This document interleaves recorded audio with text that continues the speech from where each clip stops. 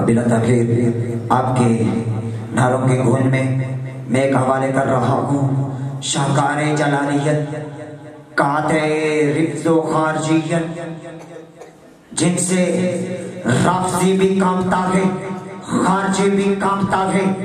میری مراد عالم نبیل فاضل جلیل سرمایہ اہل سنت فخر اہل سنت عظیم سرمایہ حضرت علامہ مولانا محمد زاہد نعمان جلالی قادری صاحب، اب ان کا خطاب ہوا جاتا ہے۔ بلا تاخیر آپ کا خطاب شروع ہونے والا ہے۔ اب میں دیکھنا چاہتا ہوں کہ آپ کس قدر بے تاب بیٹھے ہیں۔ اب میرے ساتھ نعرہ کے جواب دیجئے، نعرہ تکبیر، اللہ اکبر، اللہ اکبر، اللہ اکبر، نعرہ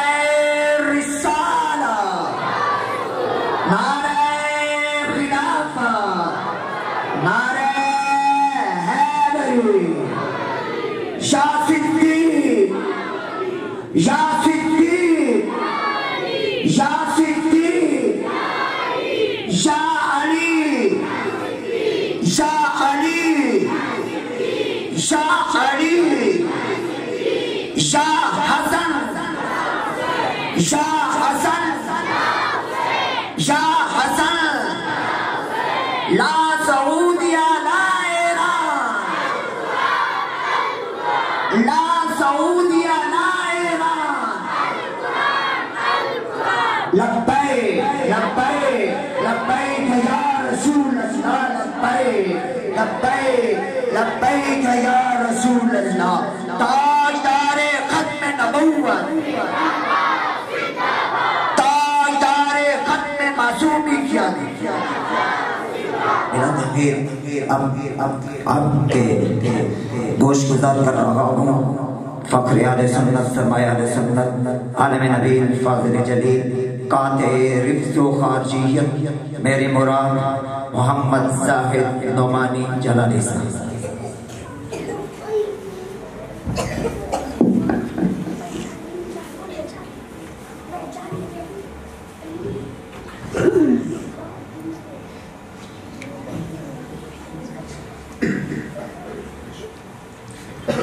بسم اللہ الرحمن الرحیم، الحمدللہ رب العالمین، والصلاة والسلام علی سید المعصومین وخاتم المعصومین وعلى آلہ واصحابہ المحفوظین، اما بعد فأعوذ بالله من الشيطان الرجيم، بسم الله الرحمن الرحيم، كنتم خير أمة أخرجت للناس تأمرون بالمعروف وتنهون عن المنكر، صدق الله مولانا العظيم۔ قال الله تبارك وتعالى في كلامه مخبرا وعامرا، إن الله وملائكته يصلون على النبي يا أيها الذين آمنوا صلوا عليه وسلموا تسليما، الصلاة والسلام عليك يا سيدي يا رسول الله، وعلى آلك وأصحابك يا سيدي يا حبيب الله، الصلاة والسلام عليك يا سيدي يا خاتم النبيين، وعلى آلك وأصحابك يا سيدي يا خاتم المعصومين، بلغ العلا بكماله، كشف الدجى بجماله، حسنت جميع خصاله، صلوا عليه وآله، رب اشرح لي صدري ويسر لي أمري واحلل عقدة من لساني يفقهوا قولي۔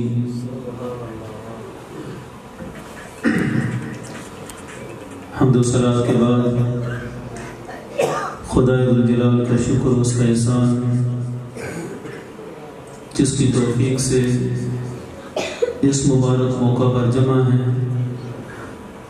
مولانا اسد مجید صاحب اور ان کے برادران، انہوں نے یہ نیک بزم سجائی اپنے والد صاحب کے سال ثواب کے لیے، اور حفاظ کرام کی دستار فضیلت ہے۔ جتنے احباب حسن نیت کے ساتھ تشریف لائے، دعا ہے اللہ رب العزت سب کی حاضری کو شرف قبولیت عطا فرمائے۔ آج کا یہ جلسہ معراج بھی ہے، دستار فضیلت بھی ہے، اور ختم چہلم بھی ہے۔ کوشش ہوگی کہ ہر لحاظ سے کچھ نہ کچھ پیغام ضرور بندہ مومن کو مل جائے۔ ہمارے آقا صلی اللہ علیہ وسلم کو اللہ رب العزت نے جس قدر عظیم معجزے عطا فرمائے، ان میں سے ایک عظیم معجزہ معراج ہے۔ ہمارے آقا صلی اللہ علیہ وسلم نے سارے عالم کا مشاہدہ کیا، اور مشاہدہ کر کے پوری امت کو خبریں بھی عطا فرمائیں۔ اس سے پہلے کائنات میں جتنی بھی خبریں تھیں وہ سب سماعی خبریں تھیں، جنت ہے، دوزخ ہے، لوح، قلم، عرش، کرسی۔ جس نبی نے بھی جو بیان کیا وہ اللہ کی طرف سے وحی تھی، اور سن کر بیان کیا۔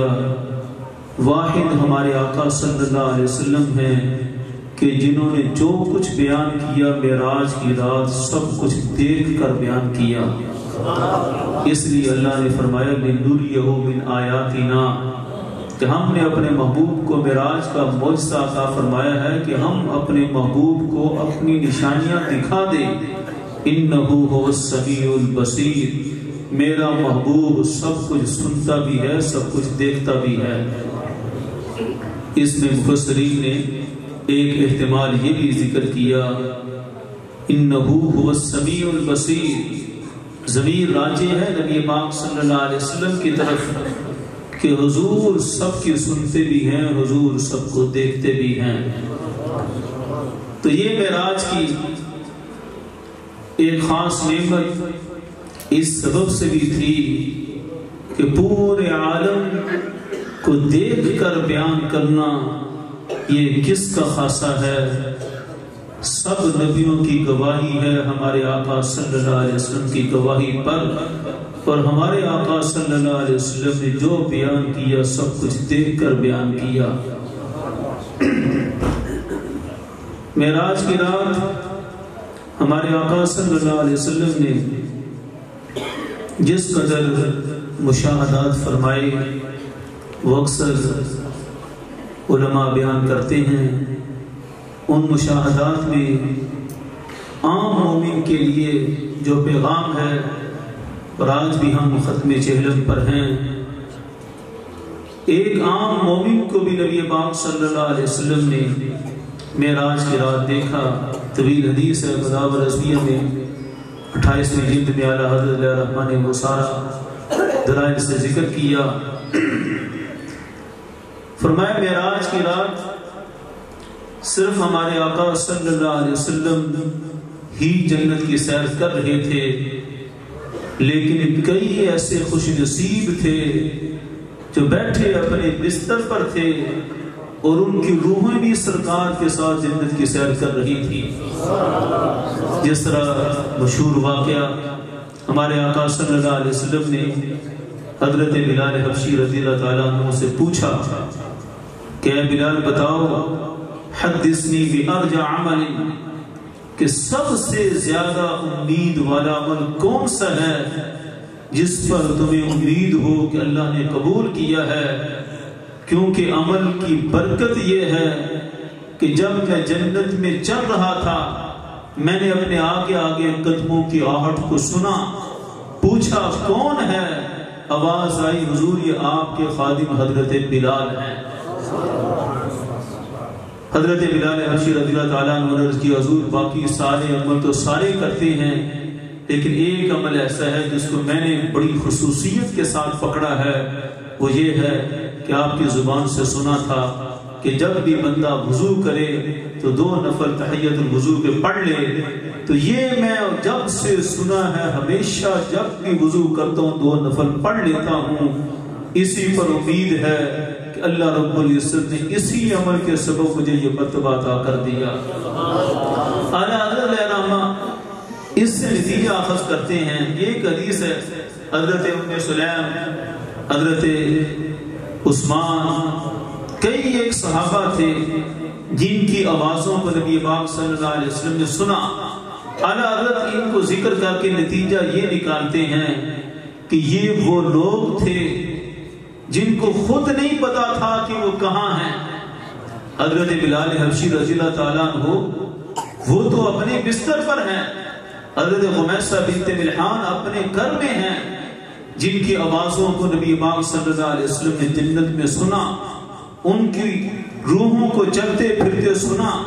اعلیٰ حضرت نتیجہ یہ نکالتے ہیں کہ کئی خوش نصیب ہوتے ہیں کہ جن کی مقبولیت اللہ کے ہاں ہو جاتی ہے، وہ چلتے پھرتے دنیا میں ہیں اور ان کی روحیں جنت کی سیر کر رہی ہوتی ہیں. جیسے ہی وہ دنیا سے جاتے ہیں اللہ رب العزت کی طرف سے حجابات اٹھتے ہیں اور ان کو مقام و مرتبے عطا ہو جاتے ہیں. تو حضرت بلال حبشی رضی اللہ تعالیٰ عنہ، حضرت خمیسہ بنت ملحان، حضرت عثمان، فرمایا یہ چند حضرات تھے جن کا نام آیا، باقی کئی ہستیاں تھیں کہ جن کو اللہ کے محبوب صلی اللہ علیہ وسلم کے صدقہ سے جنت کے مقامات عطا ہوئے. ان میں فرمایا ایک عام بندہ مومن کی شان، ہمارے آقا صلی اللہ علیہ وسلم جب وہاں سے گزرے جہاں تصریف کلام تھا، کلموں کے چلنے کی جگہ، لوح و قلم جہاں پر چلتے تھے، وہاں سے ہمارے آقا صلی اللہ علیہ وسلم گزرے. فرمایا وہاں اس نور کے نیچے میں نے ایک بندے کو دیکھا جو عرش کے نور کے اندر گم تھا اور لوح و قلم کی آوازیں سن رہا تھا. اس کی روح وہاں پر معلق تھی. ہمارے آقا صلی اللہ علیہ وسلم فرماتے میں نے فوراً پوچھا نبی کہ اس مقام پر پہنچنے والا کوئی نبی ہے؟ حضرت جبریل نے عرض کی حضور نہیں، یہ نبی نہیں ہے، کوئی اور ہے. فرمایا مالکم، کیا کوئی فرشتہ ہے جو اس مقام پر پہنچا ہے؟ حضرت جبریل علیہ السلام نے عرض کی حضور نہیں، یہ نہ نبی ہیں نہ فرشتے ہیں. فرمایا کون ہیں؟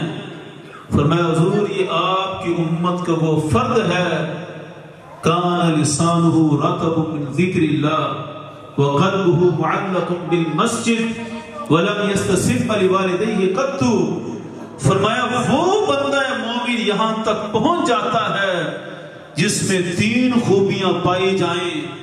پہلی خوبی یہ ہے کہ زندگی میں ساری زندگی اس کی زبان اللہ کے ذکر سے تر رہتی ہو، اس کا دل مسجد کے ساتھ لگا ہوا ہو، اور کبھی کسی کی ماں کسی کے باپ کو گالی نہ دی ہو کہ پھر اپنے ماں باپ کو گالیاں دلوائے. ایسا بندہ نہ ہو. جس بندے میں بھی یہ 3 خوبیاں پائی جائیں اللہ اس کی روح کو یہ مقام عطا فرما دیتا ہے. سبحان اللہ. نعرہ تکبیر، نعرہ رسالت، نعرہ خلافت، تاجدار ختم نبوت، تاجدار ختم معصومیت. تو یہ ہمارے آقا صلی اللہ علیہ وسلم کا مشاہدہ ہے عام بندہ مومن کے لحاظ سے.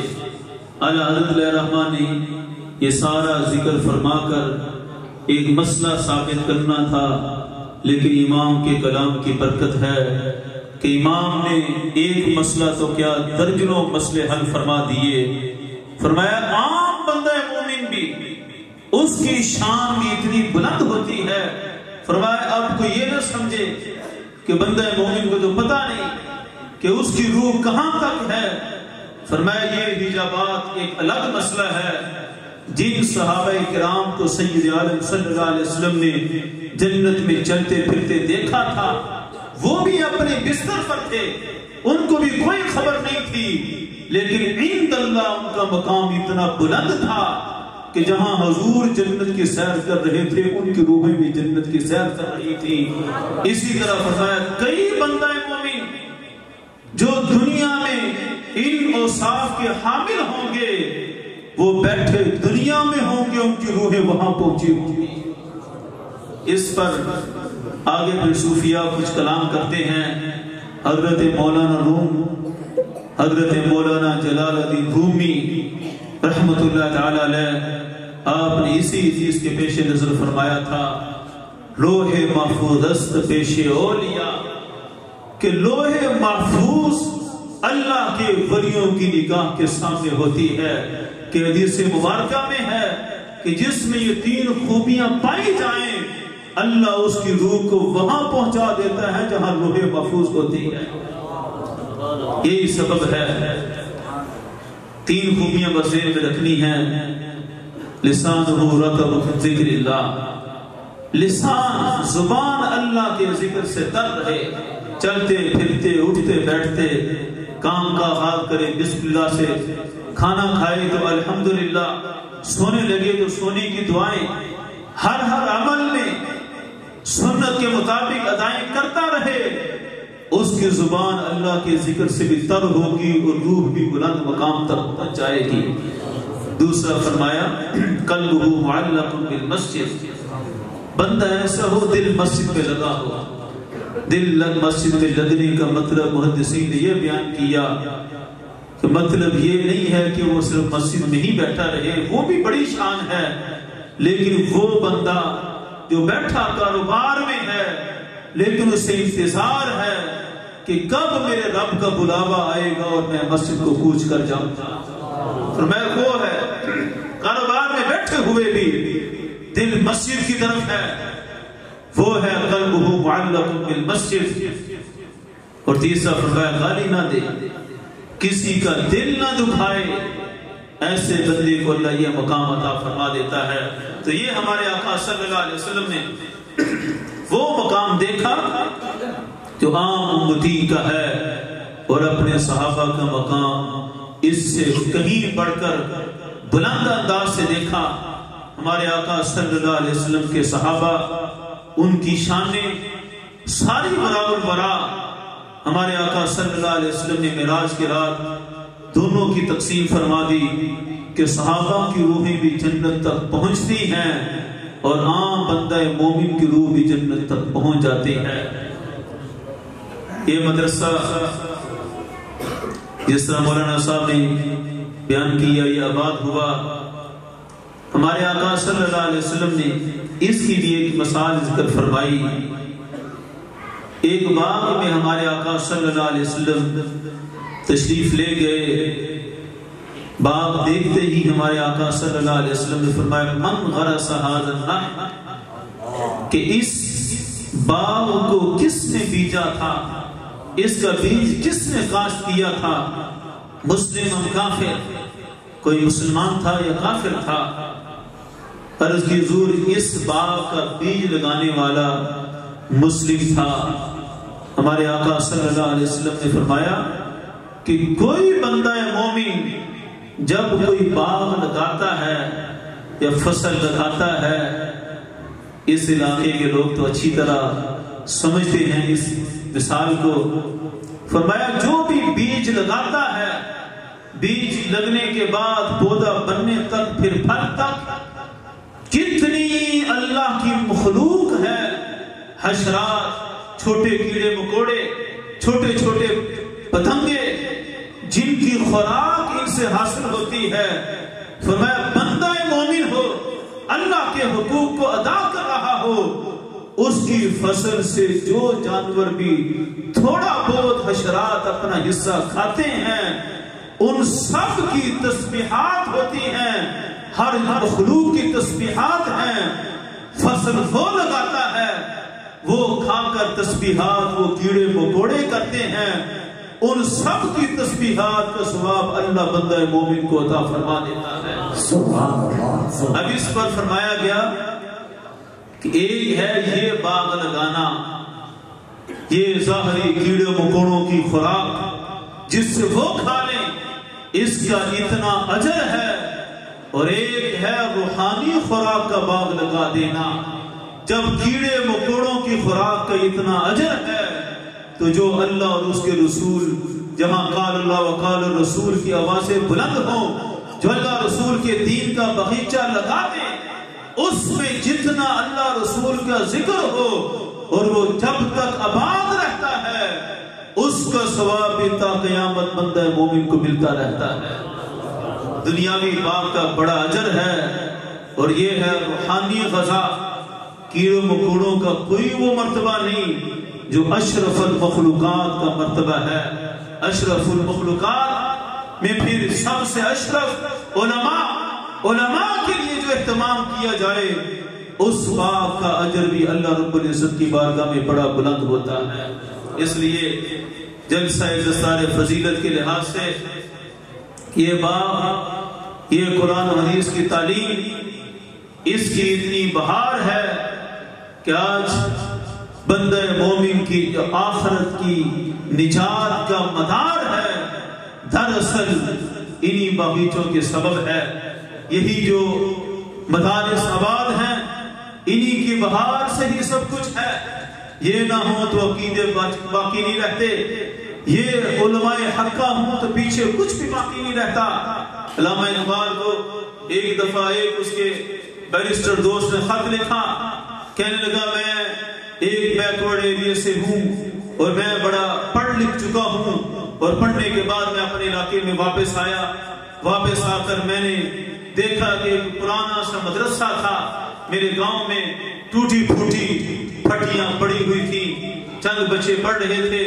تو میں نے سوچ کر کہ کب تک یہ ٹوٹی پھوٹی پھٹیوں پر رہیں گے، میں ان کو ماڈرن سکول بنا کر ان کے لیے ترقی کا سامان کرتا ہوں۔ کہنے لگا ویسے تو آباد نہیں تھا، میں گیا، میں نے گورنمنٹ سے منظوری کروا کر اس کو سکول بنایا، سکول بنا کر اس کو عالی شان بلڈنگ تیار کی، سارا اہتمام کیا۔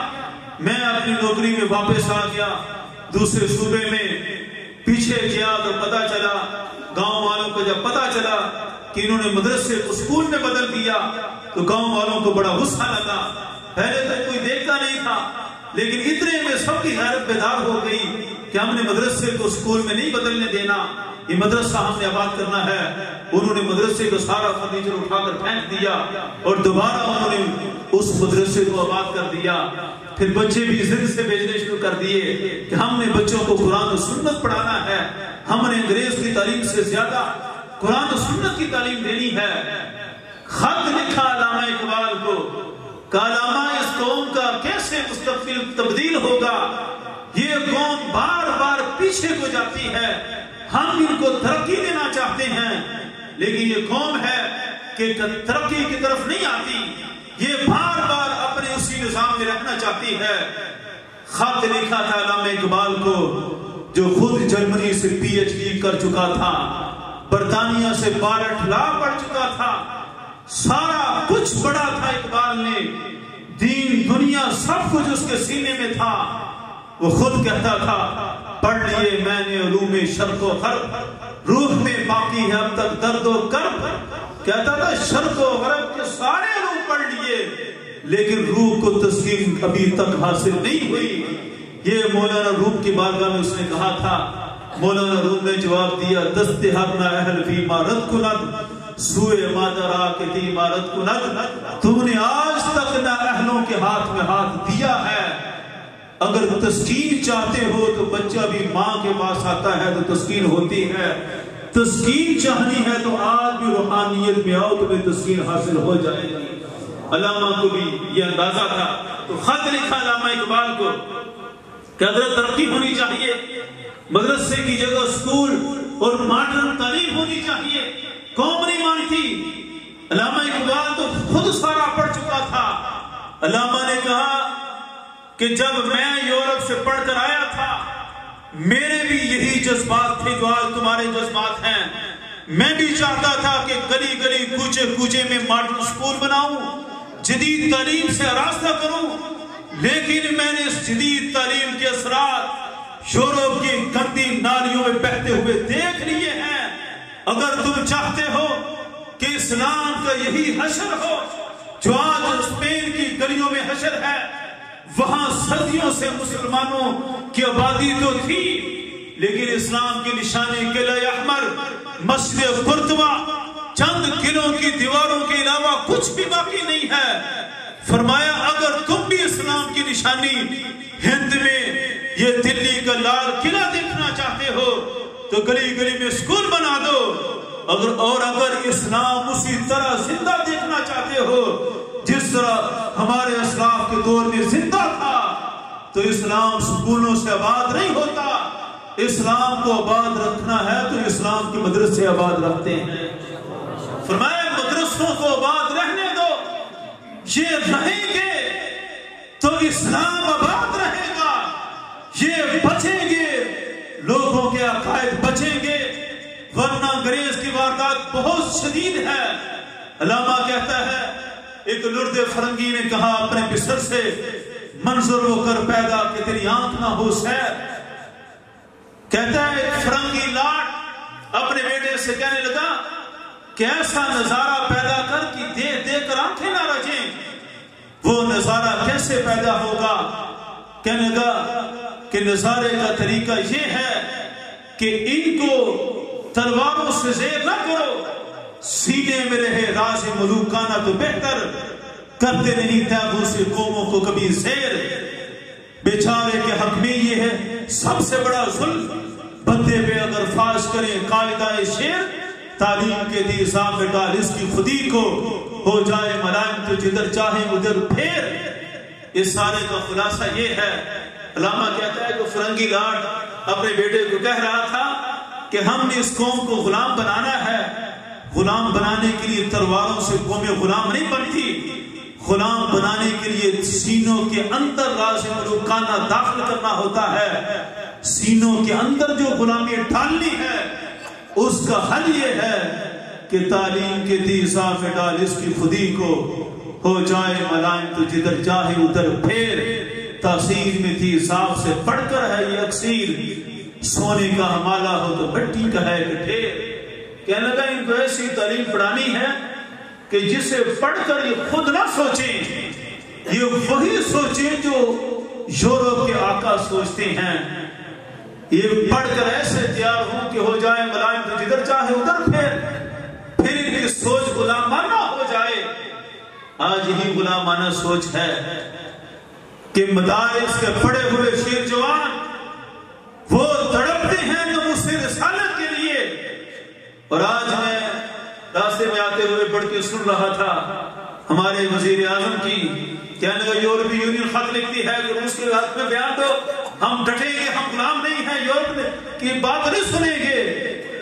پھر کہنے والے کہہ رہے تھے کہ ناموس رسالت کے مسئلے میں بھی یہی مسئلہ تھا، ہم بھی کہتے تھے یورپ کے آگے ڈٹ جاؤ، اس وقت تم کہتے تھے نہیں، یورپ ناراض ہو گیا تو ہم کنگال ہو جائیں گے، اور آج اپنی بشر پر پیر آتا ہے تو ڈٹ جاتے ہو۔ یہ ہے غلامانہ سوچ۔ آزادانہ سوچ کچھ اور ہوتی ہے۔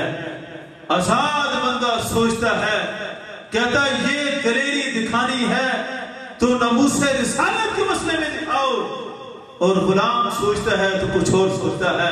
الغرض علامہ اقبال نے یہی جواب دیا، کہا وہ جو تیار کر رہے ہیں یورپ اپنی تعلیم سے واردات کر رہا ہے، ہم نے اپنا دین مذہب عقیدہ بچانا ہے، تو اس کے لیے اسکولوں کالجوں یونیورسٹیوں سے نہیں نکلیں گے، اس کے لیے نکلیں گے تو مسلح سے امام ربانی جیسے عظیم شاہکار نکلیں گے، حضرت امام احمد رضا جیسے عظیم لوگ نکلیں گے، وہ مسلح سے نکلے اور شرق و غرب تک اپنے علم کی روشنی سے لوگوں کے ایمان اور عقیدے کا تحفظ کیا۔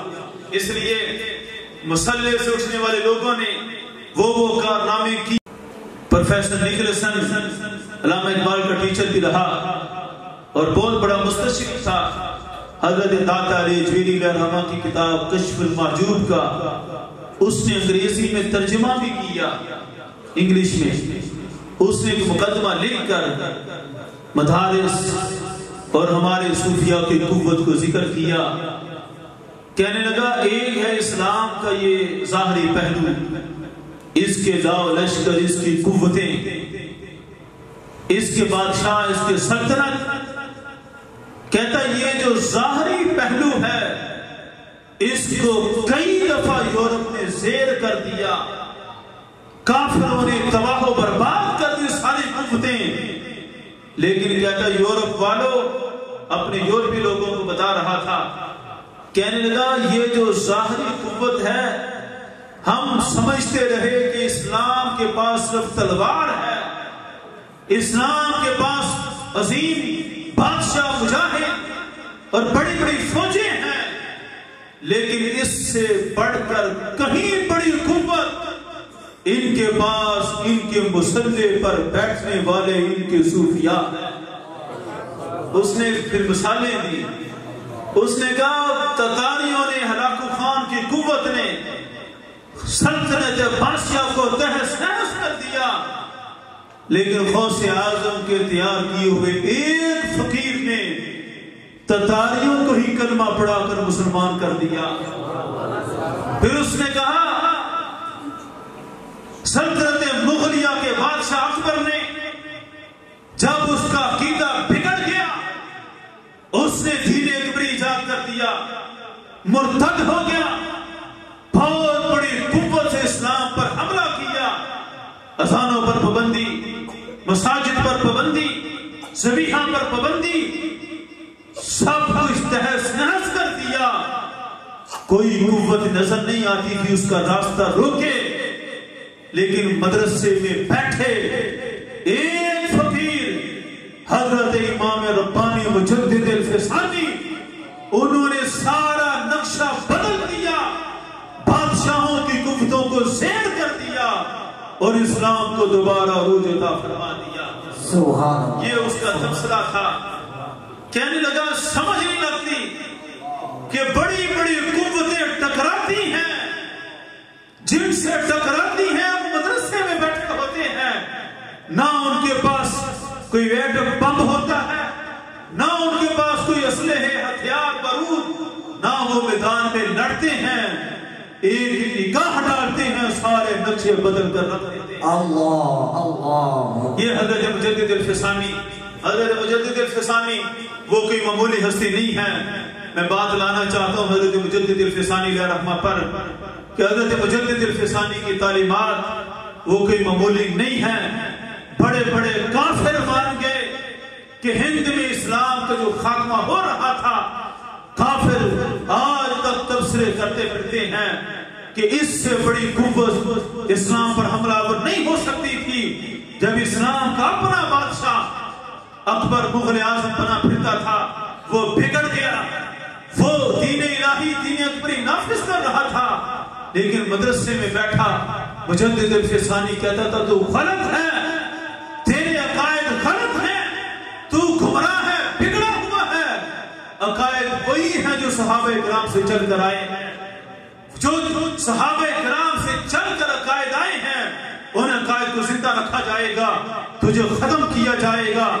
یہی پھر کائنات نے نقشہ دیکھا، اکبر تباہ ہوا، جہانگیر زیر ہوا، اورنگزیب عالمگیر حضرت مجدد الفسانی کے خلیفہ کا مرید ہوا. پورے ہند میں اسلام کی بہار آ گئی، ہر طرف اسلام کو عروج ہو گیا. حضرت مجدد الفسانی انہوں نے اسلام کو جو عروج عطا فرمایا. آج حضرت مجدد الفسانی علیہ رحمہ آپ سے شاید ہی کوئی بندہ ہو جو آپ سے واقف نہ ہو. ہر بندہ آپ سے واقف ہے. جتنے نقش بندی ہیں، جتنے بھی سلسلے ہیں نقش بندیوں کے، سب کا فیض چلتا ہے تو حضرت امام ربانی سے چلتا ہے. صرف ہند میں نہیں بلکہ حضرت علامہ اقبال علیہ رحمہ نے حضرت مجدد الفسانی پر تبصرہ کرتے ہوئے تقریر میں کہا کہ حضرت مجدد الفسانی واحد وہ ہستی ہیں کہ آپ سے پہلے جتنے بڑے بڑے اولیاء کرام ہند میں اسلام کی جنہوں نے تبلیغ کی ہے، یہ ان کا خاصہ رہا کہ وہ داتا علی اجمیری ہوں، وہ حضرت خواجہ معین الدین چشتی اجمیری ہوں، وہ بڑے بڑے اولیاء ہوں، وہ کسی دوسرے دیش سے آئے، اکثر افغانستان سے آئے اور ہند میں اسلام کی تبلیغ کی، لیکن مجدد الفسانی نے یہ قرض بھی اتار دیا کہ ہند سے اسلام کی تبلیغ کا آغاز کیا اور ترکی و سمرقند تک، ہر طرف مشرق وسطی تک، ہر طرف ان کے فیضان کے جھنڈے لہرانے لگ گئے۔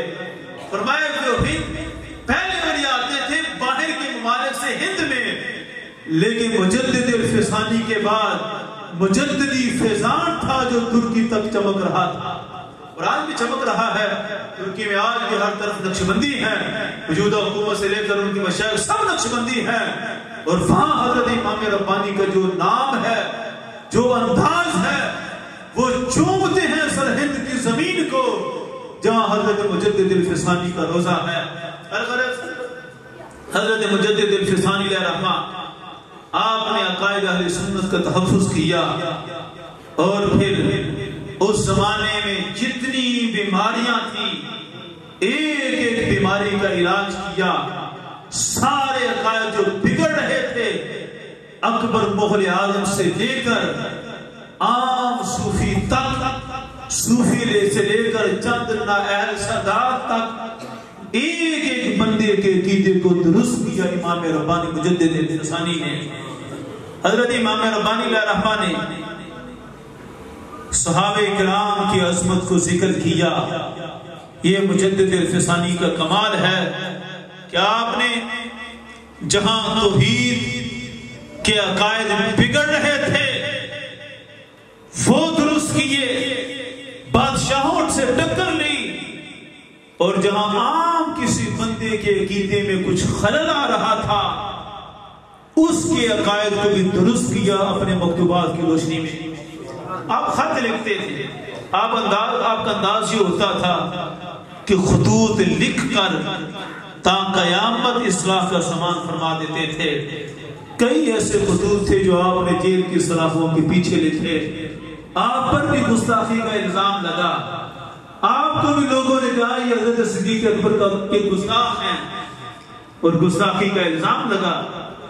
3 سال جیل کاٹی حضرت امام ربانی مجدد الفسانی نے، اور بڑی سخت جیل میں رکھا جہاں بڑے بدماش مستنڈے اور ریاست کے بدترین باغی اس زمانے کے راجپوت جو کافر تھے اور بڑے ہی بدترین اکھنڈ قسم کے باغی تھے، ان کے درمیان میں رکھا کہ یہ حضرت جہاں تبلیغ کریں گے تو یہ بدترین کافر ہیں تو یہ خود ہی انہیں مار دیں گے۔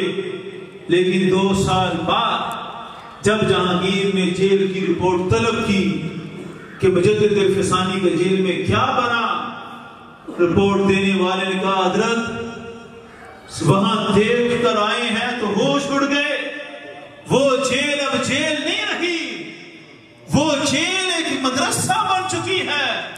جتنے بدترین کافر جن کے بارے میں سمجھے بیٹھے تھے کہ وہ حضرت مجدد الفسانی کو قتل کر دیں گے، ان ساروں نے کلمہ پڑھ کر اسلام کو قبول کر لیا ہے۔ مدرسہ بن چکا ہے، دن رات ذکر و درود کے حلقے ہیں۔ حضرت مجدد الفسانی علیہ رحمہ نے مقامات صحابہ بھی بیان کیا، ہمارے آقا صلی اللہ علیہ وسلم کے مقام و مرتبے کو بھی بیان کیا۔ یہی مجدد الفسانی کا کمال ہوتا ہے۔ یاد رکھیں، ایک باریک بات ہے، ایک ہوتا ہے عام ولی، اس کا کام ہے رشد و ہدایت، لوگوں کی اصلاح کرنا، لوگوں کی تربیت کرنا۔ کچھ ہوتے ہیں جن کے پاس صرف عملیات ہوتے ہیں، وہ لوگوں کو جھاڑ پھونچ کا اور بیماریوں کا اس طرح کے کام کر دیتے ہیں۔ کچھ ہوتے ہیں معرفت والے جو وصول اللہ کا سامان کرتے ہیں، لیکن کچھ ہوتے ہیں مجدد۔ مجدد وہ ہوتا ہے جو آنے والے سارے فتنوں کا قلع کما کر دیتا ہے۔ یہ عام ولی کی بھی ذمہ داری نہیں ہوتی، یہ کام صرف مجدد کرتا ہے۔ اس کی نگاہ دیکھ رہی ہوتی ہے کہ بعد میں کیا کیا بیماریاں آنی ہیں، اور اپنی نگاہ سے دیکھ کر آنے والی ساری بیماریوں کا ہی علاج کر جاتا ہے۔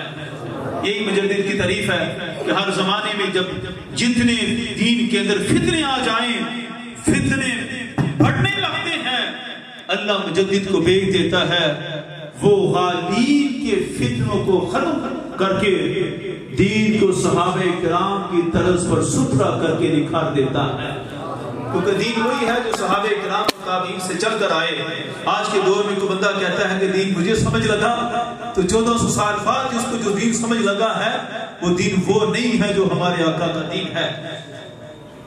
حضرت امام اعظم ابو حنیفہ علیہ رحمہ، آپ کا بھی تو شعبان کو یوم وصال ہے، ان کے بارے میں بھی ہم بات کر رہے تھے، تو اس پر بھی میں نے ایک ہی بات کی، میں نے کہا کئی بے وقوف کہتے ہیں کہ فقہ حنفی میں یہ غلط بات وہ غلط، گمراہی یہ، جو اپنے آپ کو غیر مقلد کہتے ہیں۔ ذرا اتنا تصور کریں کہ پہلے صدی کے خاتمے سے پہلے امام اعظم ابو حنیفہ آ گئے، 150 ہجری میں وصال ہے، 150 ہجری میں فقہ حنفی شروع ہوئی، آج تک شروع ہے۔ خلافت عباسیہ چلی تو فقہ حنفی پر، خلافت عثمانیہ چلی تو فقہ حنفی پر، خلافت مغلیہ حضرت مجدد الفسانی فرماتے ہیں ولی جتنا بھی بلند رتبہ ہو لیکن تقلید میں امام کا تابع وہ ایسے ہے جس طرح ایک عام مسلمان ہوتا ہے۔ فرمایا ائمہ فقہ سے ہمارا مقابلہ کوئی نہیں ہے، یعنی یہ بھی ساری خلافت چلی فقہ حنفی پر، 13 صدیوں کا فاصلہ امت نے طے کیا، 13 صدیوں تک نصف امت فقہ حنفی پر رہی ہے۔ آج جو ناہنجار کہے فقہ حنفی میں گمراہی ہے، معاذ اللہ کیا کہنا چاہتا ہے؟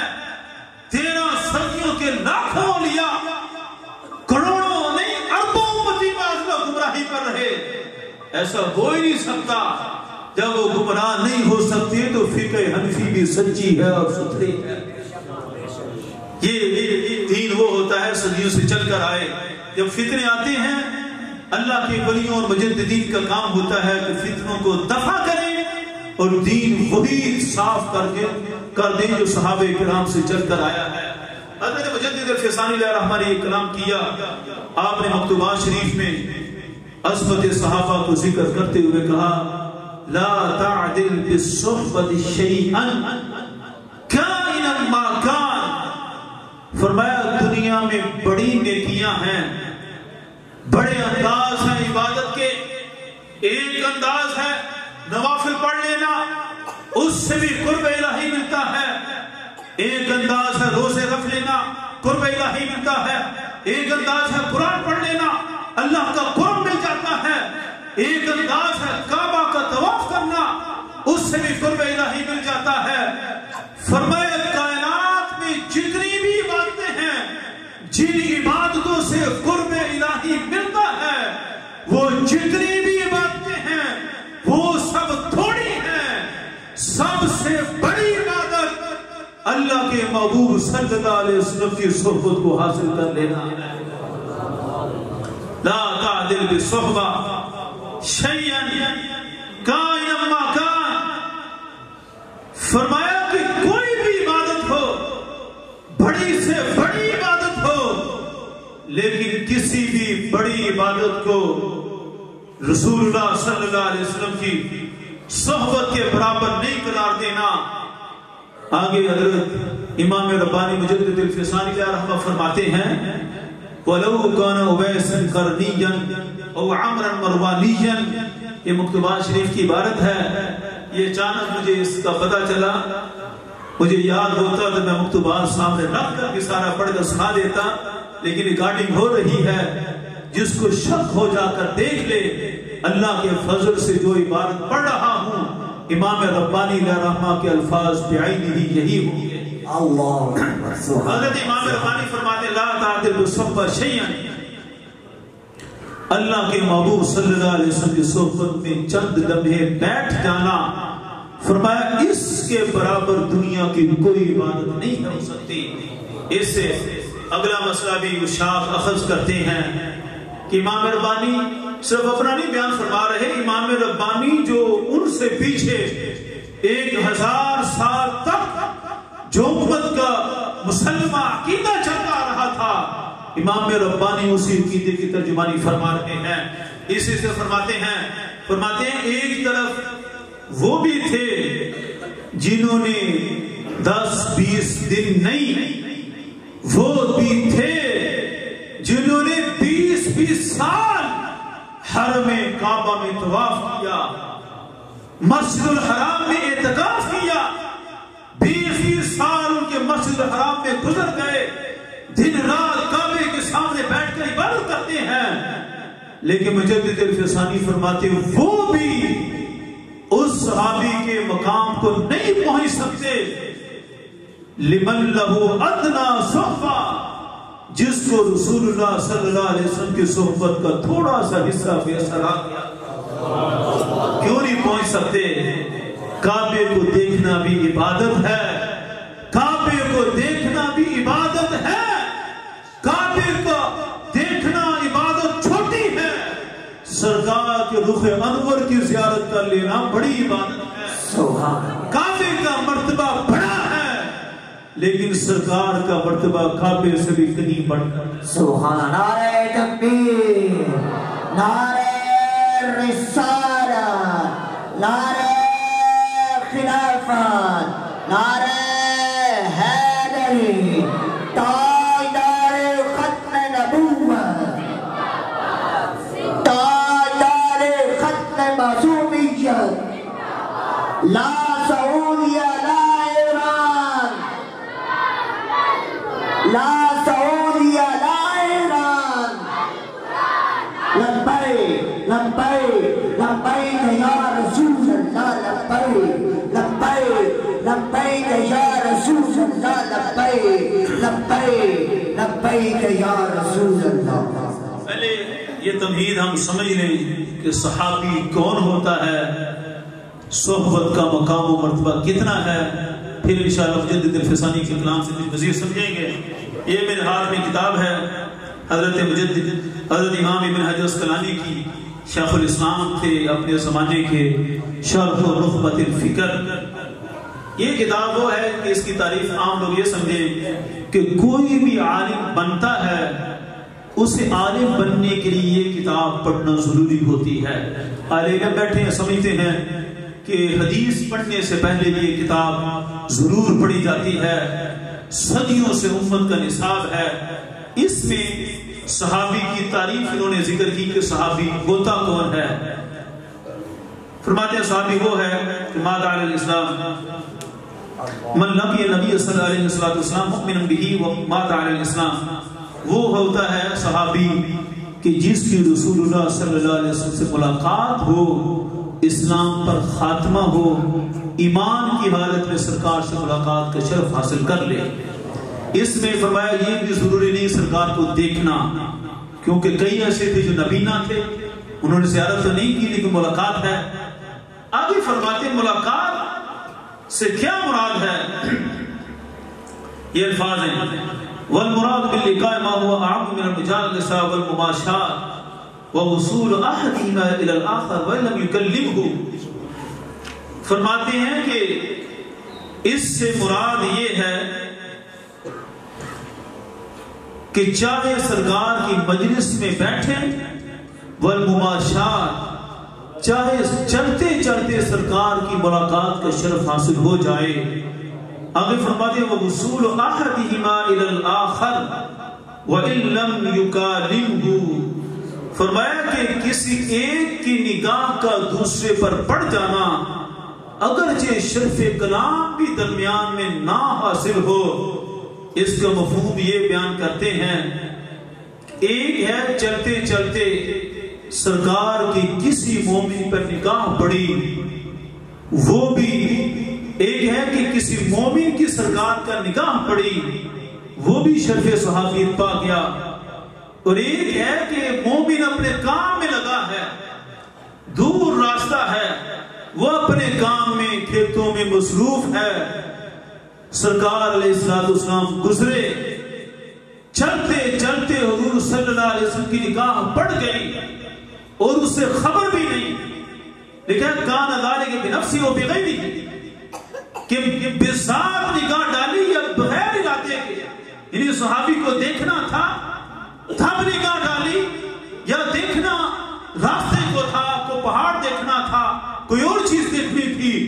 لیکن دور جو کھڑے تھے وہ بھی مومن تھے، ان پر نگاہ پڑ گئی.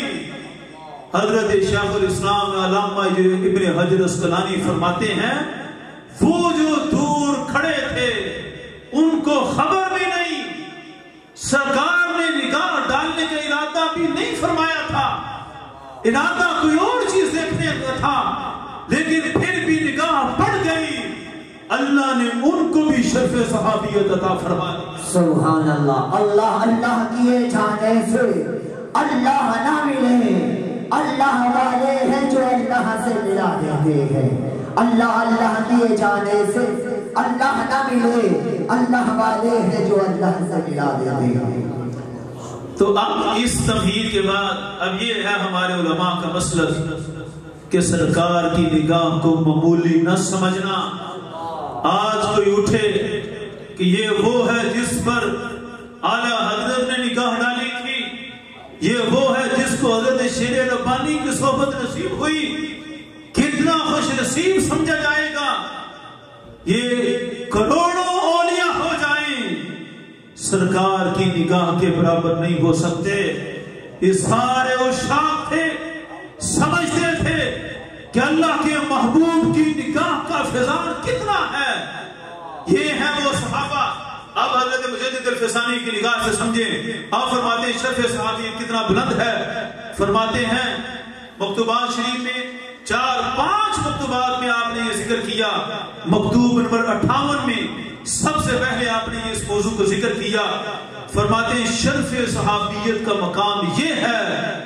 فرماتے ہیں صحابہ کرام میں جو معلومات کی حد تک سب سے ادنا صحبت والے ہیں وہ ہیں حضرت وحشی رضی اللہ تعالی عنہ.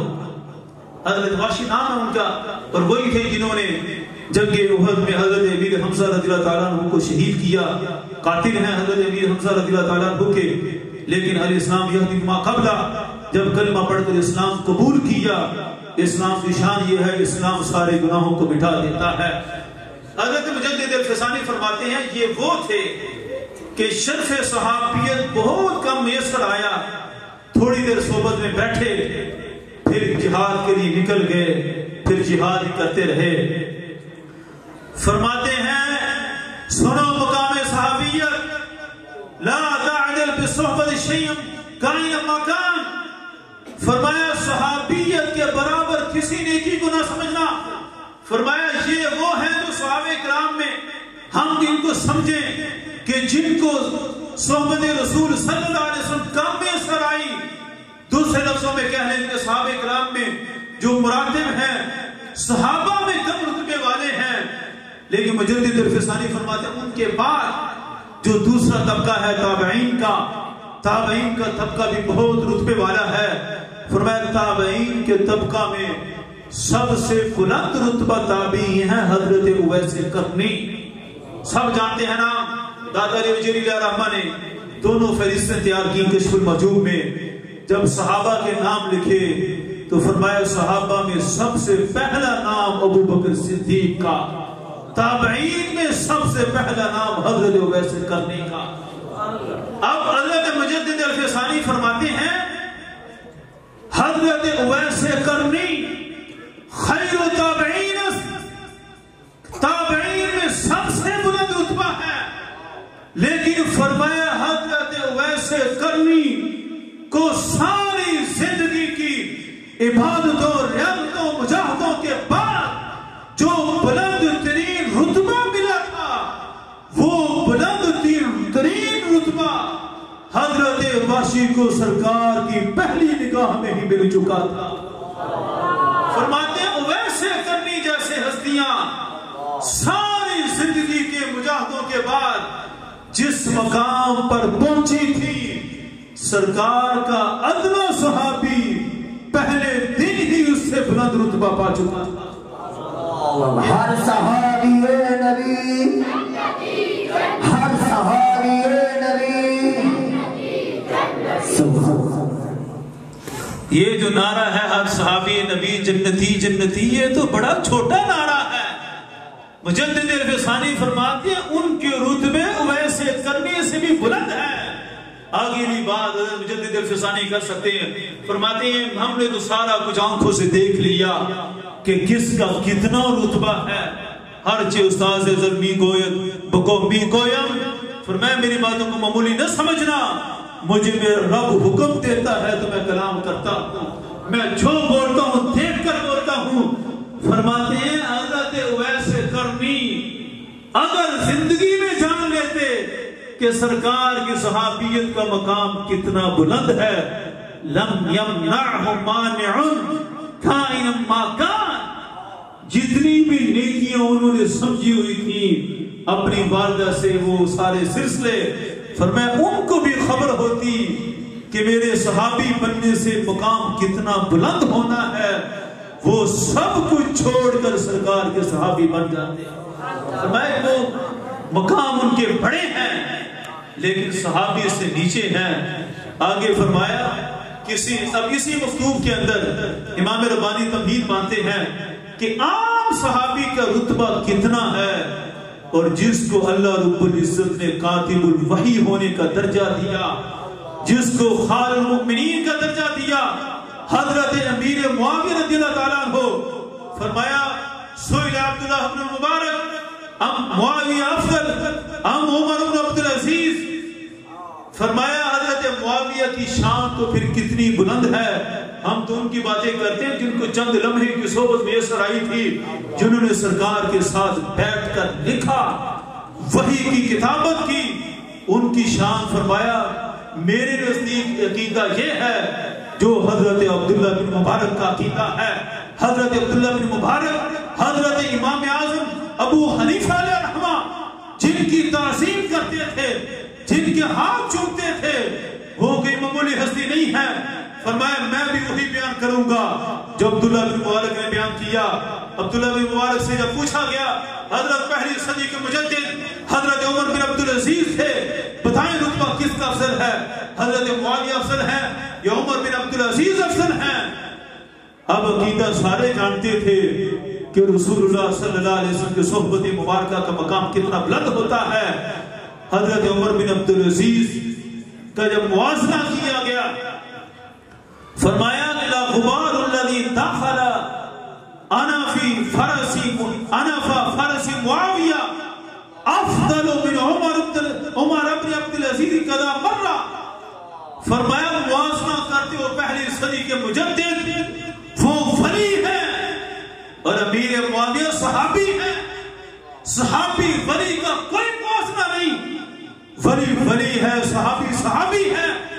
فرمایا حضرت معاویہ جس گھوڑے پر بیٹھے تھے رسول اللہ صلی اللہ علیہ وسلم کے ساتھ جہاد کرنے کے لیے، حوازن کے جہاد میں رسول اللہ صلی اللہ علیہ وسلم کے ساتھ حضرت معاویہ گئے تھے. فرمایا جس گھوڑے پر بیٹھے تھے عمر بن عبدالعزیز کا مقام تو اس گھوڑے سے بھی کہیں کم ہے.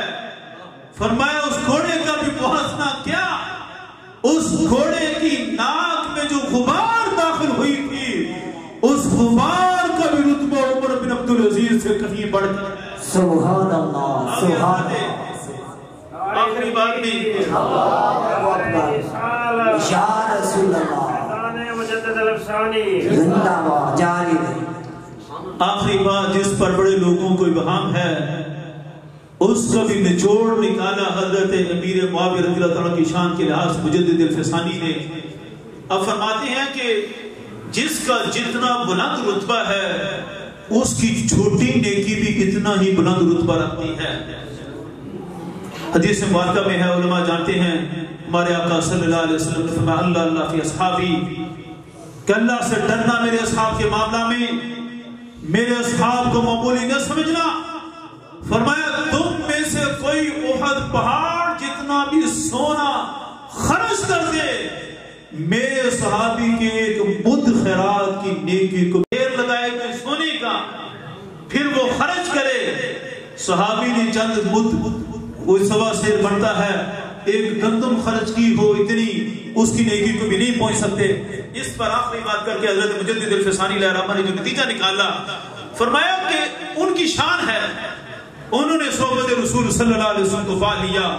وہ ایک مد نیکی خرچ کرتے ہیں اتنا بلند رتبہ باغ والے 6 کلومیٹر تک پھیلا ہوا سونا بالفرض خرچ کریں وہ ثواب نہیں پاتے جو انہوں نے پا لیا.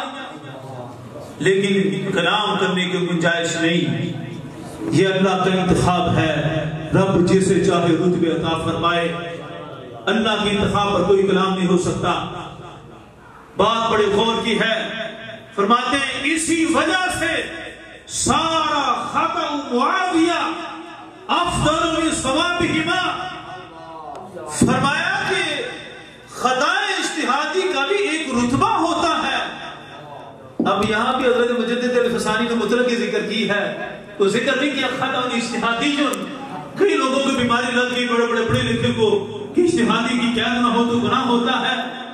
مجدد الفسانی نے جب کوئی علمی بات چھوڑے تو میں دکھاؤں گا درجنوں مقامات کو خطا ذکر کیا اور مطلق ذکر کیا لیکن مراد صدا اجتہادی ہوتی ہے. الغرض فرماتے ہیں حضرت معاویہ رضی اللہ تعالیٰ عنہ کی ایک خطا اجتہادی تھی وہ مولا علی سے جنگ کرنا. وہ خطا اجتہادی تھی. اس سے بڑھ کر کوئی اور کلام نہیں ہے. وہ طویل بحث ہے.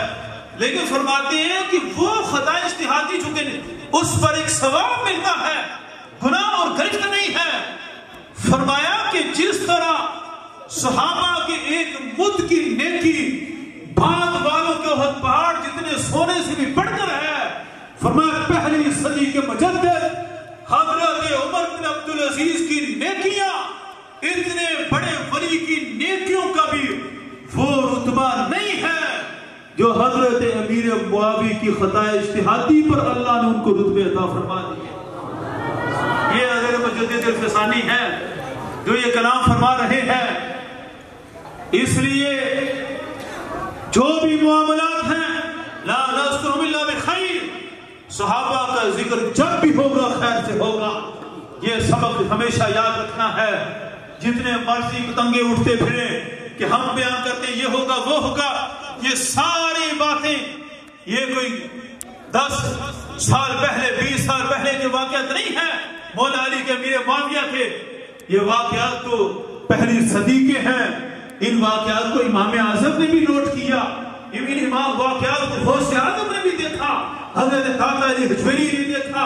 مجدد الفسانی نے دیکھا. انہوں نے ان سب پر جو کلام کیا ہے ہم سب کی آنکھیں بھی انہی کلام پر بند ہیں جو مجدد الفسانی فرما کر گئے ہیں. ہم بھی وہی عقیدہ رکھیں گے. مجدد الفسانی کوئی چھوٹے نہیں ہیں. مجدد الفسانی کے بارے میں علامہ کیا کہتا ہے اسی کے پر اپنی بات کو ختم کرتا ہوں. علامہ اقبال بھی گئے حضرت مجدد الفسانی کے دربار میں حاضری دینے کے لیے. علامہ کہتے ہیں حاضر ہوا میں شیخ مجدد کی لحد پر وہ خاک کی ہے زیر فلک مطلع انوار.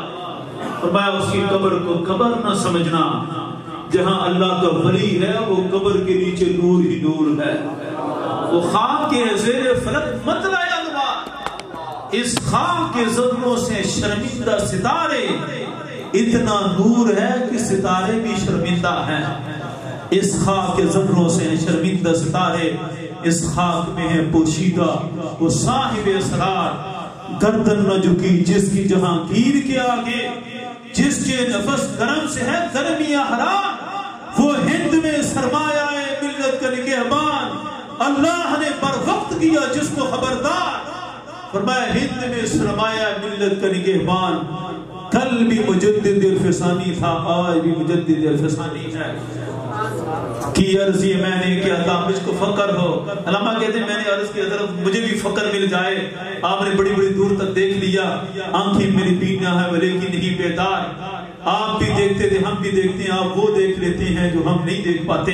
تو مجھے بھی فقر مل جائے تو آئی آواز کہ اب سلسلہ فقر ہوا بند. اہل نظر کشور پنجاب سے بیزار مجدد الفسانی نے فرمایا ہم پنجاب والوں سے بیزار ہو گئے، لیکن کن سے؟ عارف کا ٹھکانہ نہیں وہ خطہ کے جس میں پیدا کلائے فقر سے ہو ترہ دستار. فرمایا عارف وہاں فیض نہیں دیتے جہاں پچھلے تو کلاہ فقر فقیروں والی ٹوپیاں پہنتے تھے، اور ان کے بعد جو ہے انہوں نے بڑے بڑے ترے نکال کر اپنی جاہ و حشمت اور گورنمنٹ کی غلامی شروع کر دی.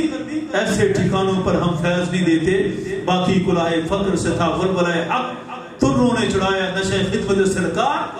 فرمایا وہ ولولہ حق والے تھے جو ہمارے فیض یافتہ تھے، لیکن پیچھے جو آئے ہیں وہ بڑے بڑے ترے والے آگے ہیں، کئی منزلہ پگڑیاں باندھ لیتے ہیں لیکن اندر سے خالی ہیں. یہ مجدد الفسانی کی شان ہے.